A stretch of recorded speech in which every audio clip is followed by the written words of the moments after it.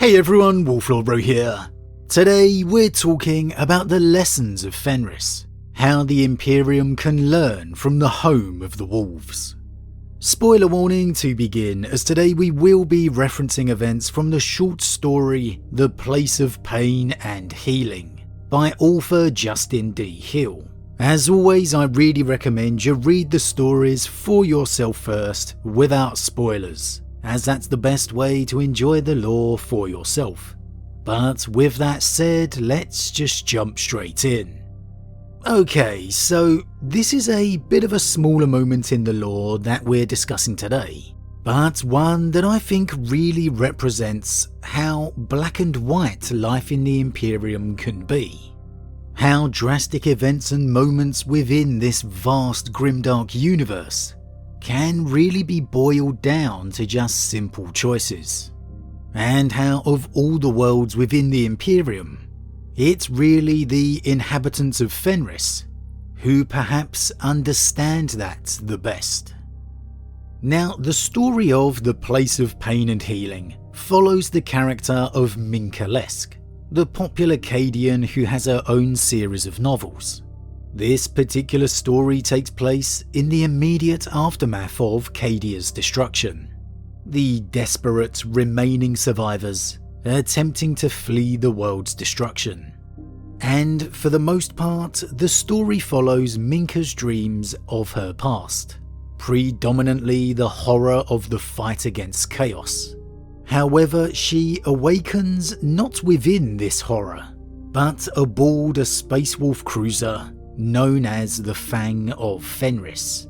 Hounded and surrounded by enemy, the cruiser is savagely wounded, but refusing to yield, literally ramming any heretic vessel that stands in its way. The Fang carries so many casualties of fallen Cadia that its medical bay is overwhelmed, casualties wounded and fallen alike, filling its corridors beyond. The medical officers able to spend nothing more than a moment with each of them, merely checking if they're alive or dead. Yet while Minka may live, the effect of what she and all her fellow Cadians have lived through is profound, beyond description. And the notion of shock and grief is quite clearly overwhelming, unable to truly process the loss of Cadia. And it's sometime after this, as we're told she's been wandering the cruiser's dark halls alone for hours, that we get the important conversation for today, as in her mindlessness she wanders into the presence of the Space Wolf Scarp Headin, who just so happens to be the Marine who saved her from Cadia's destruction. She pauses to consider. So much has happened, but the name is familiar. And then she remembers. It is the Space Wolf who brought her and Raph up from the planet. "You look well," he says. "I am." He nods slowly. "You are Cadian." She has always said this with pride, but now she hesitates before answering. "Yes, I am." "Well, I was." "Was?" She nods. "Either you are Cadian, or you are not." She hesitates. "But we failed." And this is perhaps the most clear-cut example of Fenrisian thinking, as opposed to that of everywhere else. Minka here, her mind already flying with the multitudes of what Cadia's loss means, doesn't even know how to answer the question of if she's Cadian, as if the loss of her world, her former world, would change that. It's the kind of overcomplicating thought process that so many of us suffer from. I know I do, overthinking everything all the time. Yet in that one response, Scarp cuts through all of that nonsense, back to the matter of fact. Either you are Cadian, or you are not.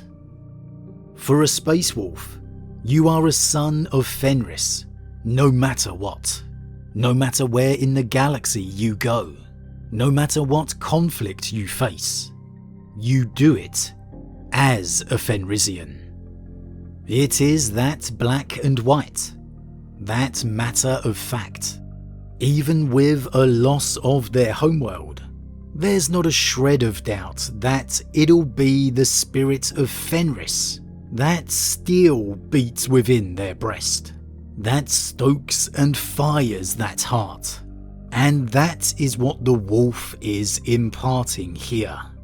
In that one simple statement, as only a Fenrisian can. They may be looked down on as savages, uneducated by others across the galaxy, but I'd argue there are few who can match that purity of belief, of identity. It's undoubtedly the core and soul of Space Wolf success, that they do not dwell on matters, that events are what they are, and it's your choice to let it define you or not. And really, that kind of surety, lack of doubt, can be a real benefit. His mouth is closed, but the tips of his fangs protrude from under his closed lips. He nods thoughtfully, as if savouring her words. His presence is so awesome she feels compelled to speak just to fill the silence. I find myself doubting everything that I have been told. And what were you told? We were the gatekeepers. We held the madness at bay. It was a heavy task, but my forefathers never failed. But now, Cadia, it's gone. She looks at him, doubting her own sanity. It has gone, hasn't it? It is hard to judge how old the Astartes are, but Scarphedin's ice blue eyes are old and wise, and there is a sadness buried within them, but he does not answer. Cadia, it broke, yes? Yes. So we lost. Lost. Yes, the Cadian Gate, all of it, she says, as if this were obvious, but then words fail her. Lost. I do not know this word. He smiles, and she realizes he is joking. But his smile is a terrifying sight. His oversized mouth opens to a maw of fangs. You have a short life, Cadian. Mine is likely to be a little longer.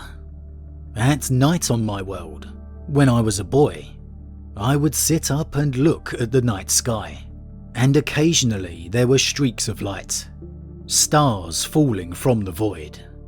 The best we can hope for is a short flash of brilliance.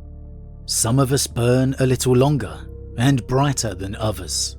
If you think that you have lost, then it will be so.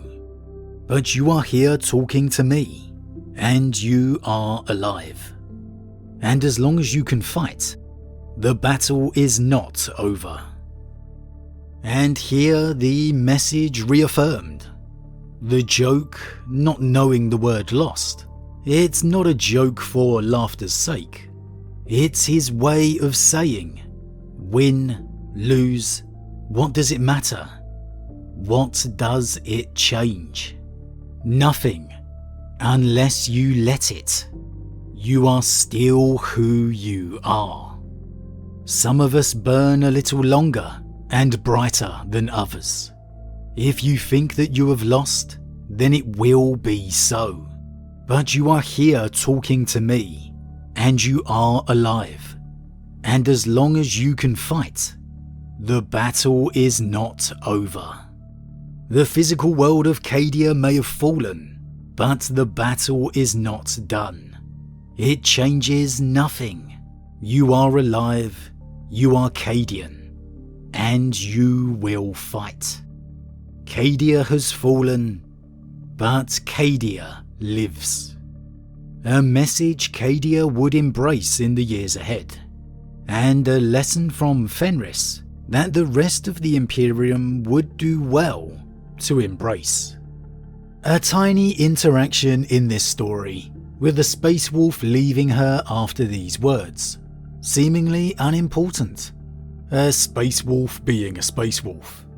But when you really pay attention to what he's saying, the meaning behind his words, it's actually one of those moments that transcends the simple exchange, and that's actually quite profound, and reveals how no matter what the situation, no matter the circumstance, you can choose to let it define you, or not.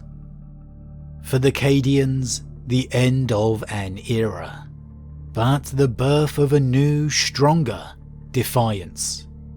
Cadia stands. But as always everyone, what do you think? A little bit of a shorter one today, but one I really wanted to discuss when I read it.